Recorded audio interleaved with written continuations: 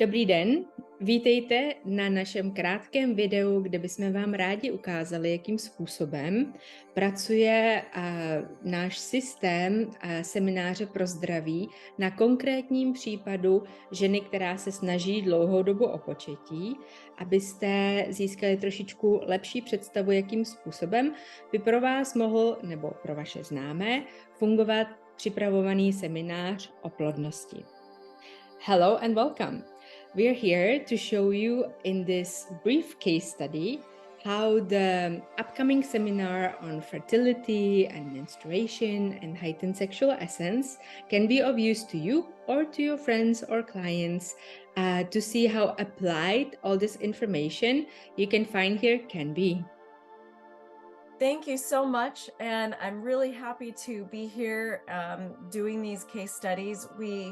We so hope that it's helpful for people directly in getting an idea of basically how to approach natural medicine and even integrating it with all of the Western scientific-based medicines that people are also having to engage with. So we can get started. Ahoj a vítejte na tomto semináři, kde se opravdu podíváme na aplikovanou východní medicínu, která nám pomůže najít si cestu k tomu, jak toto období, který můžeme procházet jako ženy, udělat co nejsnadnější a nejefektivnější skrze pár jednoduchých tipů a triků. Okay, so we're going to start with Lucie. Lucia, she's 37. She's been trying to conceive for almost 2 years. She did actually conceive, but at one point she lost the pregnancy. So we're going to go through her case, and then I'm going to give some recommendations of how I would approach helping her to conceive and actually, have the baby and enjoy actually expanding her family. Podíváme se jako první na případ Lucie, která se snaží o početí už 2 roky, s tím, že se to už několikrát podařilo, ale bohužel to miminko nezůstalo. Takže se podíváme, jakým způsobem Kristýna by v tomto případě pokračovala a jaká doporučení by tady dala, aby se podařilo naplnit ten plán právě toho početí miminka. Okay, so let's start out by saying that Lucia, who is basically healthy by all accounts from the doctors, did have to actually have her gallbladder removed, and that was basically July 2022. And that delayed her efforts in having a baby for about half of a year.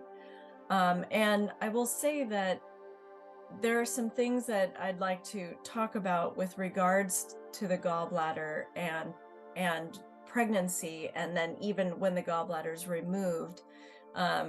So I'll let Katarina translate before I get into that. Takže Lucie, která víceméně podle lékařů je zdravá a neměla by mít žádný problém s početím, ale měla před rokem operaci odstranění žlučníku. A my se teď společně podíváme, Kristýna nám vysvětlí, jakým způsobem vůbec žlučník hraje roli v početí a jakým způsobem pracovat právě, pokud toto je případ, kdy ten žlučník byl odstraněn, a jak celkově tělo posílit, aby byla znovu obnovená plná funkce těla, včetně plodnosti. So I was really glad to have this case because I think it actually applies to a lot of people and they don't know it. So the gallbladder, the liver creates bile, and bile is what helps you break down fat. And then it's the gallbladder that releases that bile into the intestine or the digestive tract so that you can break down fat during digestion. Takže tento případ odstranění žlučníku je vlastně velmi typický i pro spoustu dalších lidí, který se nemusí přímo toto týkat, protože žluč, která je produkovaná játry, je uvolněná do žlučníku, který ji dál přesouvá do trávícího traktu a podporuje celkový proces trávení, speciálně tuků. So I want to really just alert people's minds, like listen up, because a lot of people have congested livers and gallbladders and they don't know it. And it's for this reason that they may not be able to utilize the fat that they eat. And fat is one of the most important things for your digestion, for fertility, and ultimately for your hormones. Mhm. A toto je důležité speciálně, protože spousta lidí může být opravdu v energii zanesených jater, zaneseného žlučníku, kdy díky tomu nejsou schopni správně trávit tuk, který je ale základem, aby tělo mohlo správně trávit, ale také potom základem pro správnou fungování hormonů a tím pádem i plodnosti. So a lot of people are taking fish oil pills. They're, trying to increase their good fats.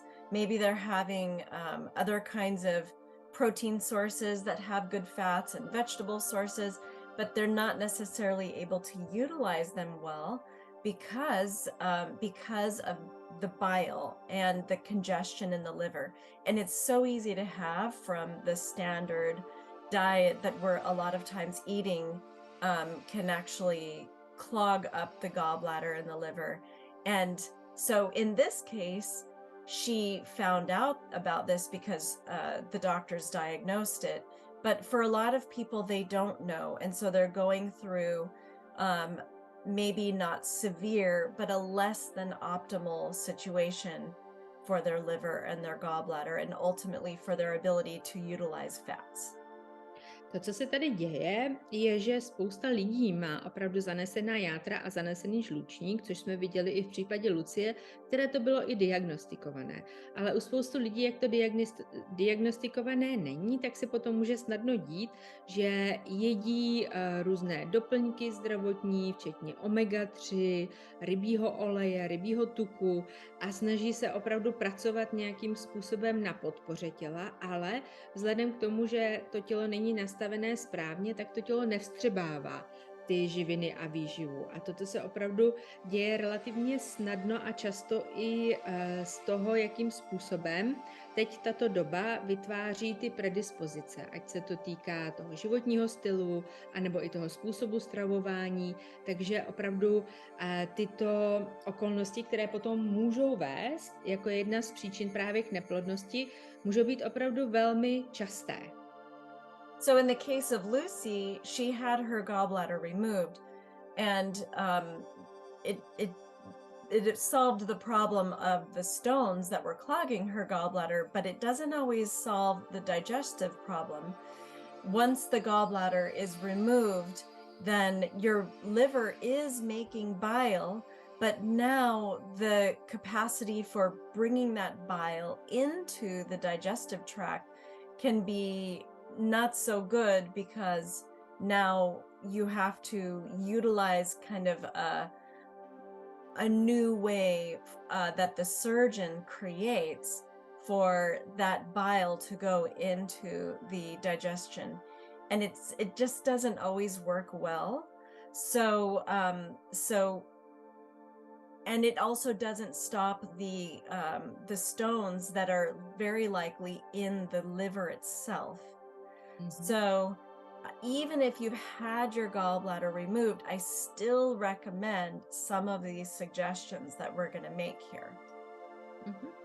Takže to, co se děje, že jakkoliv v tomto případě byl ten žlučník odejmut, ještě neznamená, že ten problém, který vytvářel právě zanesený žlučník těmi kameny, proto byl odejmut, je vyřešen. A v případě odejmutí žlučníku, ta žluč, kterou totiž produkují játra, je přesto nějakým způsobem chirurgicky v rámci toho zákroku potom navedena do toho trávení, aby toho byla součástí, ale ne vždy to funguje optimálně. A právě proto je potřeba podívat se na ty doporučení, která platí v tomto případě 100%, ale pro většinu ostatních z nás také, abychom podpořili celkový proces trávení a vstřebávání živin do těla, takže pojďme na ty konkrétní doporučení, které teď projdeme. So in the case of Lucy, after her surgery, she was very weak. The reason for this weakness didn't really show up in her blood tests, and that's the frustrating thing is a lot of times you're not going to find a lot of reasons that show up in lab work, but you definitely can feel the problem with the bowel movements being irregular, the digestion feeling like you're bloating or you're just not digesting properly, and then also feeling very deficient and weak. And this was definitely the case for her. Takže v případě Lucky, která se po té operaci začala cítit velmi slabá, je to něco, co se děje běžně. Ale je to velmi těžko detekované v rámci krevních testů, které vycházely i po tom zákroku velmi dobře, protože celkově je to zásah do té rovnováhy organismu, kdy se velice často může projevovat nejenom slabost, ale i nepravidelná stolice nebo nějakým způsobem neúplně funkční, tak jak jsme byli zvyklí. A tohleto všechno je potřeba zohlednit a nějakým způsobem zharmonizovat. So she did get pregnant, but she lost the pregnancy 2 times. And her menstruation was very regular. It was on time. And the doctors did recommend that she start with magnesium and folic acid. But she was very, very weak and almost feeling like collapsing. Her blood sugar was fine. There was nothing really that you could see, but clearly she was very, very challenged with her strength. And even though I've never met her, I have a feeling that her deficiency in strength was really largely because she really couldn't extract the nutrition from the food she was eating. Takže to, co se dělo tady s největší pravděpodobností, jakkoliv Lucku neznám, ale mám o ní dost informací, včetně jejího obrázku, bych viděla právě v tom, že nedostávala dostatek živin z jídla, které jedla. Protože tak, jak se cítila slabá a tak, jak i po tom zákroku se podařilo otěhotnět, ale to miminko se neudrželo, to všechno jsou známky velkého vyčerpání a oslabení těla. A jakkoliv lékaři doporučili, aby začala brát hořčík a brala kyselinu listovou, doplnila si železo, tak z nějakého důvodu to vstřebání v této formě pro to tělo nebylo tak snadné, takže se znovu tedy podíváme na to, co by bylo doporučené a vhodné v tomto případě. So in general, there were a few things that I would say that were probably also at play here, like stress. You know, she has stress at work, and in general, I think most people have too much stress, so they don't get the type of rest that's really important, and that's something we would talk about in the course.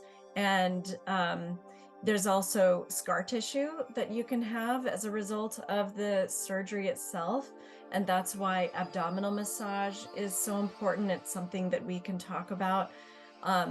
And I also recommend the magnet infrared belts that Katarina and I have talked about in a separate video that you could actually see, where this belt is actually helping with inflammation. It's not just for support of the belly and the lumbar, but it's actually giving infrared and magnetic therapy to the belly and to the back. So this is also very helpful for, you know, all of these different situations. Takže to, co se tady děje, tak jak je zablokovaná ta energie, což často potom právě vede k těmto všem problémům, tak je potřeba tu energii rozvolnit a odblokovat.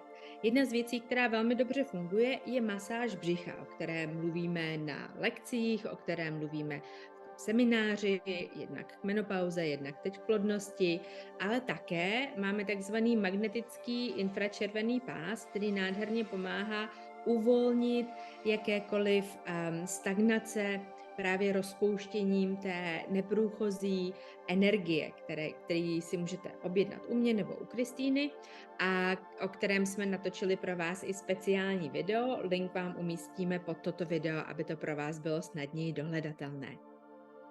So what I wanted to recommend also was really something dietarily and herbally.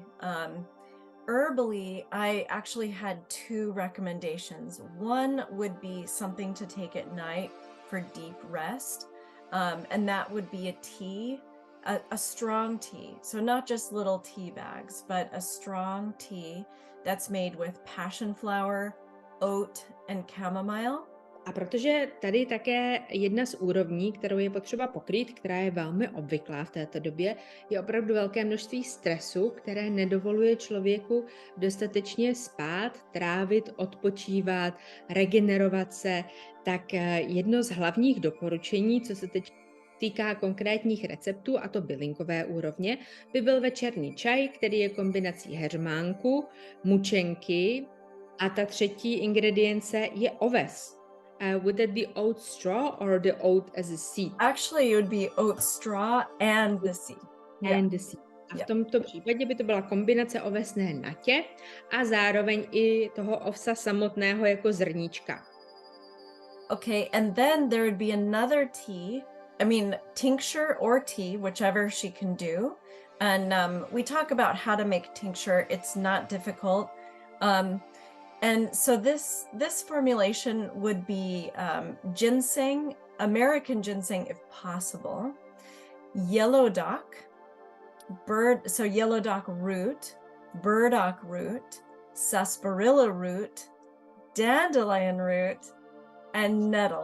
Druhý čaj, který je doporučený během dne anebo odpoledne, by potom byla kombinace ženšenu, ideálně pokud se vám podaří najít americký ženšen, šťovíku, lopuchu, sarsaparily, pampelišky a kopřivy. Is there any special way how we can make those teas? Yes, so there are two primary ways. This would involve cooking, and a lot of the teas that you would use for fertility and also menopause for that matter, a lot of times they're things that you have to cook for a long time in order for them to work, because you need to extract nutrition much, that takes a lot longer. So I recommend you maybe cook it in a crock pot is probably the fastest way, especially if you have a big crock pot. And if you don't have one, buy one. And you can make it for 8 hours on the low heat. That way, when you come home, it's ready. And you can freeze some of it. You don't have to make it all the time. And I would cook it with a little bit of molasses as well. Takže to doporučení, co se týká právě přípravy tohoto čaje konkrétně, je, abychom opravdu získali co nejvíce živin z těch ingrediencí zde přítomných, je potřeba ho vařit, tento konkrétně, až 8 hodin. Což často není tak snadné v každodenním provozu, ale to, co můžete udělat, je buď si koupit takový ten samovarný hrnec, který můžete ráno zapnout a po 8 hodinách, když přijdete odpoledne z práce, vypnout, anebo si to nastavit přes noc, aby se vám to vařilo. A nemusíte to vařit každý den. Je možno uvařit větší množství a potom si to zamrazit a ty jednotlivé dávky si vyndavat. Ale určitě v tomto případě, v této kombinaci k tomu vaření bych ještě doporučila přidat melasu, která to zase přesune na další vyšší úroveň. You can also make a tincture with alcohol and molasses. And that would take actually a whole month. So for a lot of people, that's going to take too long for what they're trying to do. But you could make your tea and then in the meantime, make your tincture with all of those ingredients with almost all alcohol, but maybe just a little bit of molasses in there, which just helps to make this formulation more nourishing. And then within a month, you could be ready to use this if you feel like drinking the tea takes too much effort. And how much of the tincture would you then use to put in water? Do you mean like once it's done? Yeah. Like Yeah, I would do probably a good like 2 teaspoons in water twice a day. okay. So it's going to be a little bit more than you might do otherwise. Takže rozhodně další možností, která sice bude chvíli trvat, ale potom to bude všechno mnohem jednodušší, je vyrobit si doma tinkturu z těchto ingrediencí. Vzít je všechny, naložit je do alkoholu, vždycky je dobré koupit si kvalitní vodku a ideálně opravdu zainvestovat do nějaké, která je jemná, aby potom ta tinktura byla taková jemná a zároveň tam přidat třeba velkou žíci melasy, nechat to měsíc té tinktuře, aby se to vyextrahovalo. Určitě je potřeba to ráno a večer ideálně protřást. A potom, jakmile po tom měsíci to máte hotové, tak denně 2krát byste si vzali 2 čajové lžičky té tinktury, rozmíchali ve vodě a vypili.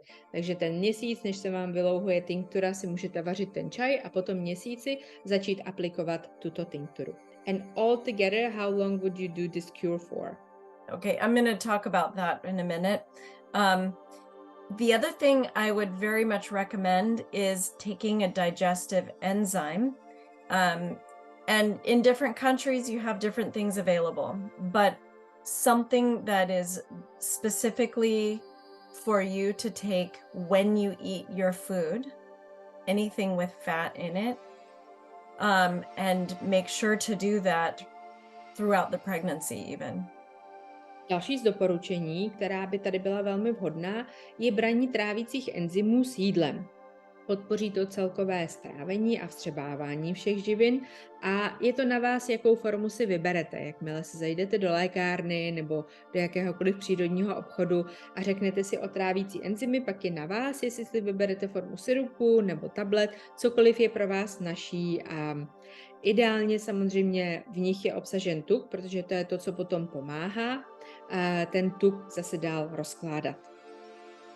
And then the last thing I really want to recommend is the importance of thoroughly cooking your food in a way that makes it very absorbable.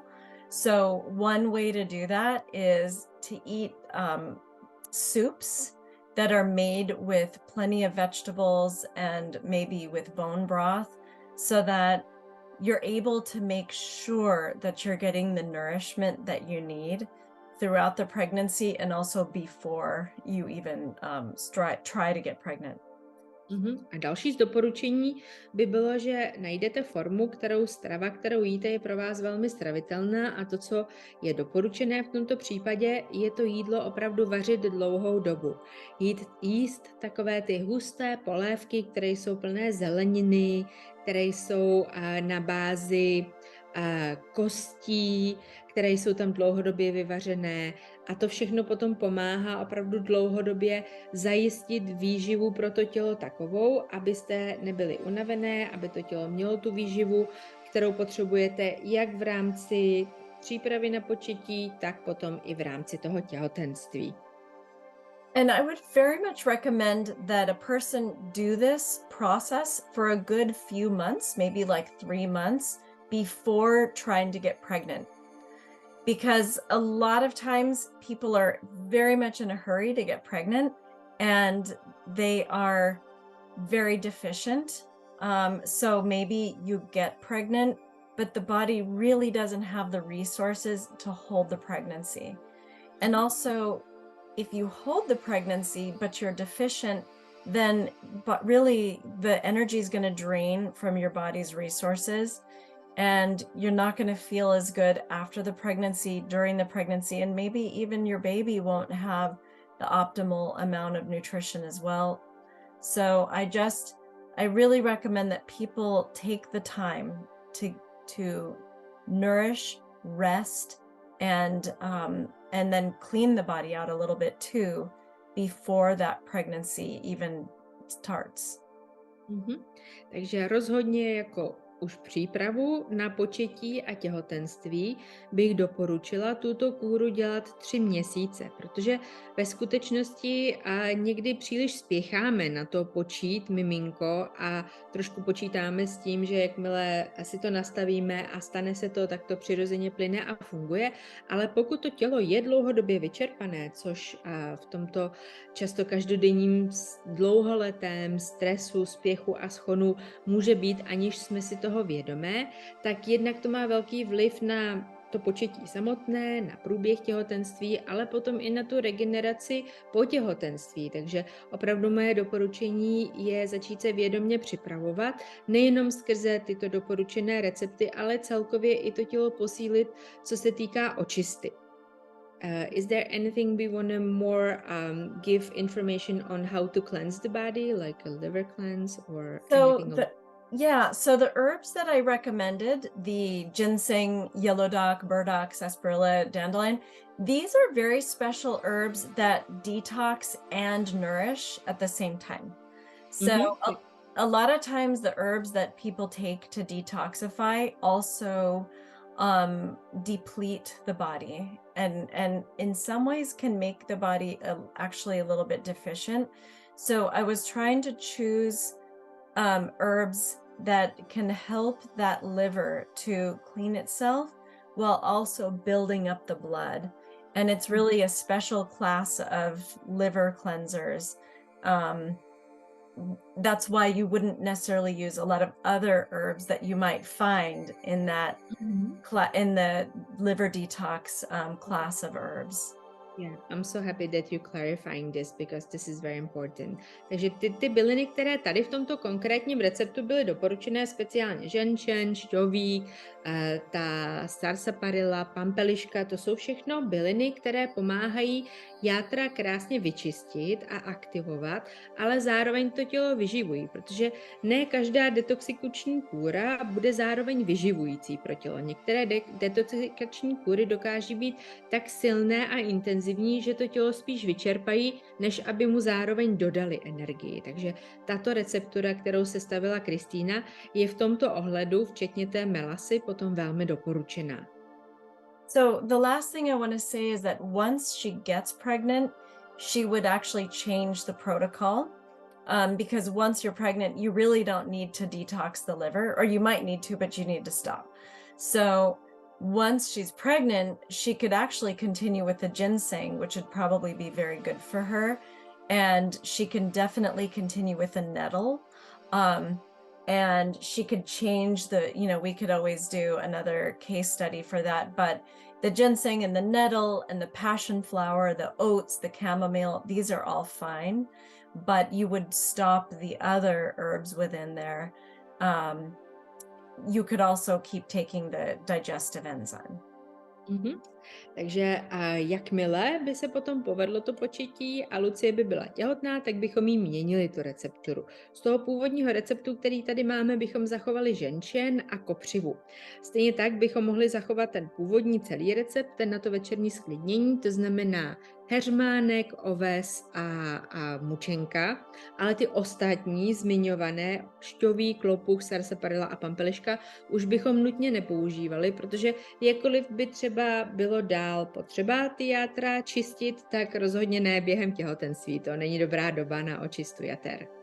Yeah, and also once you get pregnancy, you would stop the belt and you would stop you would change your abdominal massage to something very different.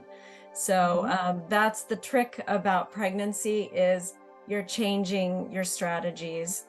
But if you have a health challenge before pregnancy, you often need to continue with some kind of support during pregnancy because those problems don't go away just because you're pregnant. And so, this person may want to reach out and also we can do a class on how to support people with certain health challenges during pregnancy in a whole nother class. Takže to, co v rámci těhotenství by ještě bylo možné uchovat, by byly ty trávící enzymy. Ale ostatní věci, včetně vlastně té podpory masáže břicha, včetně té podpory toho magnetického infračerveného pásu, už by doporučené nebyly, protože jakkoliv člověk může být problémy před těhotenstvím, které vyžadují, aby v rámci toho těhotenství o ně bylo znovu postaráno, je potřeba tomu těhotenství je přizpůsobit, aby to bylo vhodné a dobře zkombinované. Takže potom by nebyl problém se domluvit na konkrétních doporučeních, pokud byste potřebovali poradit, ale pro tento případ by to tady byly takto. Yeah. So I really wish Lucy the best, and for anybody else who's going through this similar challenges, it's possible. And I just want to, suggest that you take some of your health into your own hands, of course, listening to your doctors as well, and expand the possibilities of what can help. And thank you. We'll look forward to seeing you in our next video. Takže určitě Lucce přejeme to nejlepší, aby se vše podařilo, tak jak to k tomu směřuje, protože opravdu často stačí pár těchto zvědomení a doporučení, a ruku v ruce samozřejmě s tím, co vám radí váš lékař, a aby se dokázalo přenastavit to, co je potřeba, uvolnilo to, co je potřeba a mohlo všechno plynout tak, jak má. A my vám děkujeme za pozornost a těšíme se na vás v našem dalším videu. Thank you so much, Christina. This is all amazing that you can put together and really help. A děkujeme opravdu Kristýně, která dokáže sestavit tyto jednoduché, ale velmi praktické techniky, které opravdu věříme, že vám pomůžou. Thank you.